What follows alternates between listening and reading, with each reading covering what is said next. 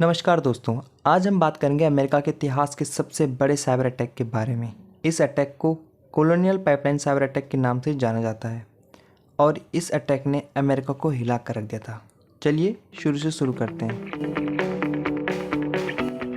मई 2021 में अमेरिका की एक बहुत बड़ी fuel pipeline company colonial pipeline पर एक साइबर अटैक हुआ और इस साइबर अटैक को रैंसमवेयर अटैक कहा गया। रैंसमवेयर अटैक एक तरह का वायरस होता है जो किसी सिस्टम, कंप्यूटर या मोबाइल फ़ोन को ब्लॉक कर देता है और उसका एक्सेस तब तक ओनर को नहीं देता जब तक वो उसके बदले पैसे ना दे दे। आसान भाषा में मैंने आपका फ़ोन का पासवर्ड चेंज कर दिया और आपको बोला कि आप मुझे 10,000 रुपये दीजिए, तब जाके मैं आपको पासवर्ड दूंगा। यही है रैंसमवेयर अटैक।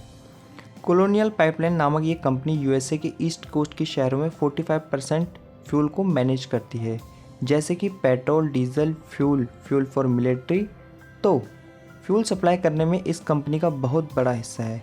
मैं आपको ये बता दूं कि इस कंपनी की पाइपलाइन वर्ल्ड की सबसे बड़ी फ्यूल पाइपलाइन है, जिसकी डिस्ट्रीब्यूशन लेंथ 8,850 किलोमीटर है और इसकी capacity 3 million barrel of fuel per day, यानी कि लगभग 48 crore litre fuel per day supply करने की है। अब आप इस कंपनी की इंपॉर्टेंस समझ गए होंगे। अब बात करते हैं कि ये अटैक हुआ कैसे।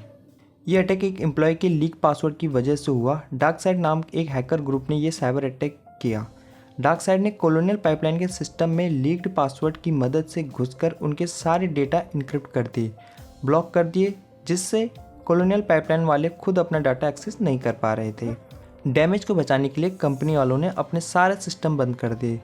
उन्हें लगा अगर सिस्टम ही बंद होंगे तो हैकिंग कैसे होगी, लेकिन तब तक डार्कसाइड नामक ग्रुप ने उनके काफ़ी डेटा पे अपना कंट्रोल कर लिया था। इससे यूएसए के हिस्सों में फ्यूल की शॉर्टेज होने लगी और प्राइसेस बढ़ गए। इस हैक से ईस्ट कोस्ट में इमरजेंसी जैसे हालात हो गए। बाइडेन एडमिनिस्ट्रेटर को डायरेक्टली इन्वॉल्व होना पड़ा। तब जाके उन्होंने ट्रकों में भर भर के फ्यूल एक शहर से दूसरे शहरों में भेजे जहाँ पे फ्यूल की शॉर्टेज हो रही थी। अगला क्वेश्चन ये आता है कि हैकिंग के बदले हैकर्स ने क्या मांगा। कंपनी के सारा डाटा एक्सेस देने के बदले उन्होंने $4.4 मिलियन यानी कि लगभग 36 करोड़ रुपए कंपनी से मांगे। कंपनी को ये पैसे डार्कसाइड नामक हैकर ग्रुप को देने पड़े और ये पेमेंट बिटकॉइन में हुई और ये पेमेंट लगभग हैकिंग के एक हफ्ते बाद हुई। धन्यवाद।